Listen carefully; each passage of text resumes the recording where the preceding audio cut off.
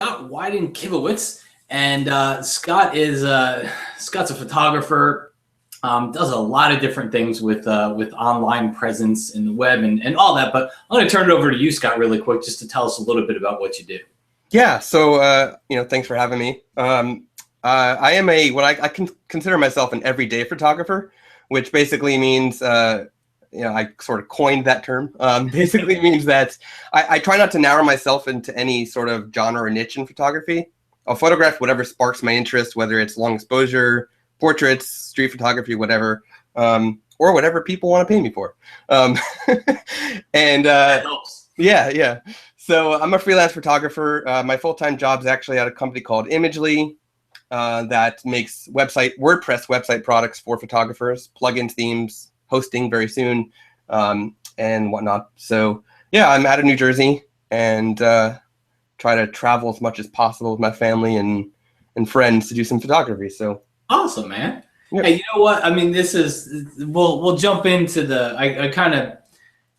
there's a lot of photography interviews around there, and since this is going up on the ON1 site, and not that we will only talk about ON1. In fact, we'll probably talk very little about ON1 specifically, more post-processing. But one of the photography things you mentioned, and I think that'll strike a lot of people that are watching this, is the everyday photographer. You'll hear when you go to conferences and you go to we saw each other at Photo Plus the other week. You go to places like that, you'll hear people say, "Oh, you have to hone in on one area, and that's where your client work is going to come from and whatnot." And I tend to agree with that if you're going to make a living as a photographer.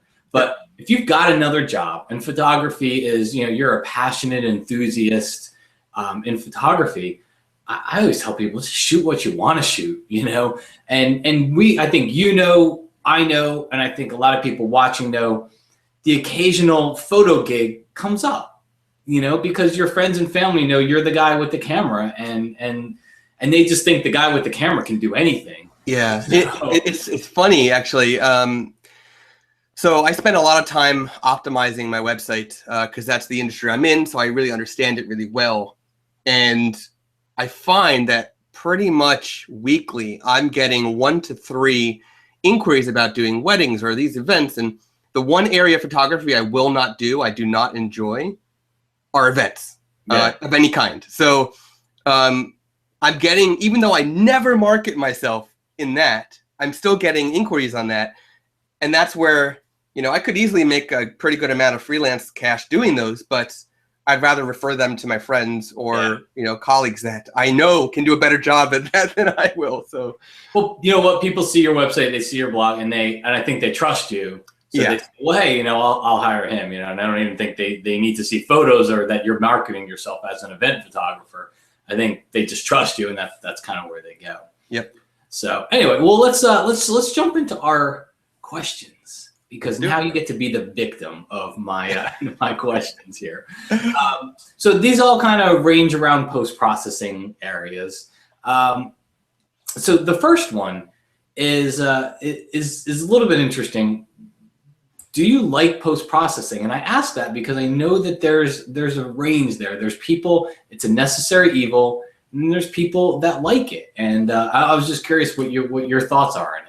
Yeah, so in a way, the answer is yes, and in a way, the answer is no. So before pressing the shutter button, I usually know what I want to do for a photo. So with that in mind, I try to plan ahead and capture whatever I need in camera. But then in post, I will take the necessary steps that were not possible in camera, like adding a tilt shift effect if I'm not using a tilt shift lens, or split toning, or focus stacking, or masking of multiple brackets. But I try to do things simple. Yeah. I much prefer simplicity. But I also love seeing what people do when they go way over the top with post-processing. For example, Renee Robin, who we both know, makes fantastic composites. They're some of the best I've ever seen. Great work. Oh, yeah. And she can literally spend hours, almost an entire day, literally almost 24 hours working on one photo. And you can tell there's a lot of passion and love behind each one she creates. I personally would never attempt such a thing because I'm much more simplistic and sort of a purist in that way when it comes to the processing. But I do love it. I just, for myself, I love it simpler. Yeah. Yeah. I mean, and that's why I asked the question, because I love to see the range of answers that I get. Yeah. And, to somebody like Renee, the final image, I think, is the result of photography and post-processing for her. It's I think the bulk of what she does is probably in post, and for a lot of other people it's not. So I always love to see the different ranges of answers on that one. Yep. All right, so I asked this question. It just what brought it to mind was ON1 took the black and white app and put it into effects, and so I started wondering, how many people use black and white. No, they didn't take away any effects, any settings in it. So it's the same settings. It's just now you don't have to do them in separate apps. But it just got me wondering how many people use black and white. So what's your thoughts on black and white? Do you do a lot of black and white? And do you see a photo before you take it and you think this is going to be black and white, or is that more of an experimentation thing later? Yeah, you hit the nail on it. So I love black and white. I know it's not best for every photo, so I get very picky about what I will convert, and I got to say convert. Everything I do is in color out of the camera. So sometimes I'll find photos need a little bit more texture or dynamic contrast or something that I want to stand out. And sometimes in certain photos, what you want to stand out can be distracting when there's too much color. So, and I actually look at split toning sort of the same way, because in a way that's, it's not monochrome, but it's duochrome or duotoned at that point. So,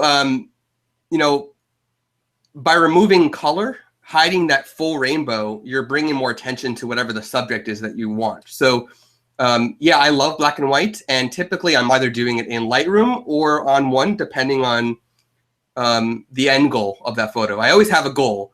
Yeah. And Lightroom's black and white's okay, but there's a lot more flexibility you have when you go to a software that, like ON1, that is really designed to give you a lot more creative control over the black and white. So yeah, it all depends on the photo, but without a doubt, black and white. If you look at my portfolio, you'll see a nice mix of color and black and white. Yeah. And man, it's I think the reason why whatever the app is you use, that anybody uses to convert to black and white, I think a lot of it is people in Lightroom, it's just basically a checkbox. And then you can move a few sliders, but the conversion is just a checkbox. Yep. And I think to people that really like black and white, it's more of a crafted feel. Yep. It's not just a checkbox. There's a lot more to it. And I think that's why no matter what the app that they use, I think people gravitate towards something beyond Lightroom to do a black and white conversion. Yep. All right. So post-processing feelings. Anything goes, or are there limits to what you'll do? So anything goes if my goal requires something abnormal. Usually my goals are more simple, like I said, but there is an anything goes threshold for each photo. I will change a sky or add sun flare if I need, or just do a color replacement if I need to in Photoshop or something like that. If I need it for the photo, but I'm, like I said, I prefer simplistic. So if I don't need to go to the anything goes threshold, then I'd be perfectly happy. Yeah. It sounds like, if I'm hearing you right, it almost sounds like it's almost a time thing too. It's like you'll do it, but it's like, that's going to take me more time if I have to do all that stuff. Yeah, more time, but then it just also, it's not really my, I don't, everybody has their style, whether they see it or not. I don't think it's my style to go to that threshold. So if I did do it, it wouldn't fit with the rest of my photos. Yeah. It would sort of be its own thing. Good point. All right, let's see here. So just, on average, and I know the answer is going to vary for different photos. So on average, you go out on a photo walk, and you get out there and you take a shot, and you're like, all right, I know this is going to be a good shot. You come back. On average, how much time would you say you spend processing? Yeah. So if this is a normal photo walk photo I'd say here's my 3 different levels. Starting with the absolute best photos, I would probably be between an hour to a couple hours.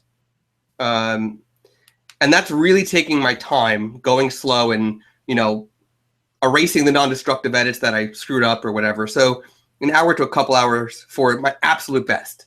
For the typical photo I'll share in blog posts that are not portfolio quality, maybe 30 minutes. And then the ones that are less, that just are maybe in a series from a photo walk or something like that, maybe 10 to 15 minutes. And another thing that comes into mind is how much fine tuning that I do with the Wacom tablet, right? I don't have the steady. Yeah, it's like cheers. I hold it. It's like my crutch. Like I'm not even using it right now, but I hold it. Yeah, same here. So I don't have the steadiest hand. First, I'm a lefty, which means my handwriting sucks. But I also just don't have a steady hand when it comes to drawing. So I have it on precision mode, which means everything I do is slower. Because every stroke I do, the pen is what actually happens is slower than I'm actually brushing. So that actually slows down the processing, which in a way is a good thing because I'm not screwing up. Yeah. But that adds time. That's and that's a good answer. You're of the people I've interviewed, you're the only one that really answered it in phases like that. If it's this photo, if it's this photo, if it's this photo. And I think everybody has those different levels of photos. So that was a good way to put it. All right. So last question. If you can think back to when you were first learning post-processing techniques and programs and whatnot, did you have something that was a really either hard tool or concept to grasp? So this is going to be not too specific, but at the same time, it should give people a place to go with this. I have absolutely no shame in saying my skills are better behind the camera than in post-processing. It's one of the reasons why I rely on powerful tools to help me get the job done. And also one of the reasons why I avoid just working in Photoshop, because it's just too much. So with that, I had to teach myself to try not to go overboard. I used to just overdo it. And that could be said for HDR, because they're, HDR photographers that are just starting out tend to go overboard. Because you can, we do. Yes, exactly. If it's there, I got to use it. Yeah. Or just, adding too much saturation in different places on a standard photo or something, things like that tend to go overboard. So I have a very creative mind, but sometimes I have the hard time taking that creative vision, that over the top vision, and sort of putting it into the photo. So what I typically do, and this is what I had to teach myself to stop doing this. If I have a really cool idea for a photo, I will work on the photo, right? I'll spend that whatever amount of time for that photo. And then I'll make a note of what my idea is, put the photo away for 2 weeks. I will not look at it for 2 weeks. And then 2 weeks later, I'll come back, look at my note, make any, I'll see that photo sort of fresh in the mind again, make any necessary adjustments, and I'll do it again. And I would say 90% of the time, it's spot on at that point. Yeah, so this sort of forces, in a way, it forces a recent photo to not be completed for, could be not completed for a month, 2 months, whatever, depending on how many times you have to do this. But the way I see it, if I'm not happy with a photo, I won't share it. So, yeah, so. That's cool. That's an interesting way to do, because it definitely, it takes, I think a lot of people have an instant gratification of take it and do something. And that that kind of changes that a little bit. Oh yeah, you know, I think we've all been in that like shoot and share mindset at some point, and you know, I still do it here and there. Most of that stuff just goes on Facebook as like personal shares rather than, you know, website publishing or whatever. So yeah, training myself to slow down and rethink and revisit and re-envision, I think was a major milestone in my own skill set and where I've, you know, how I've gotten to where I am at this point. So cool, man. That's good. Great answer. And very, very, you know, that question, it's cool because it's been very, very different answers across the board too. Nice. All right. Well, hey, that's the questions I had for you. Or are they any place if people want to find out more about you? What's the best place that we can go to? Yeah, so scottwyden.com. That's WYDEN.com. You can Google Scott Wyden and I'll show up everywhere, social media as well. So what can you tell us a little bit about Imagely and some of the things that you're doing? And sure. So Imagely right now. The reason why I ask is because we were chatting before and you were telling me some pretty cool stuff. So that was yeah, so Imagely is right now, if you go to the site, there's a placeholder, imagely.com. And so if anybody who signs up for the email list, you're going to get 3 months of free WordPress website hosting once we launch. Basically, Imagely makes the Photocrati theme, which is a very popular theme amongst photographers that are using WordPress. And we also make the Next Gen Gallery plugin, which is one of the most popular WordPress plugins of all time. 1.3 million users right now. And yeah, and we have a premium version, a paid version that is very targeted to photographers. There's e-commerce for photos, self-fulfilled prints right now, proofing, digital downloads. You can do your own stock site if you wanted to, that kind of fun stuff. And we are working on PrintLab integration for Next Gen Pro, this premium version, which will also be included in the upcoming WordPress hosting we're doing for photographers. So we're basically building a turnkey website solution for photographers, 100% built on WordPress.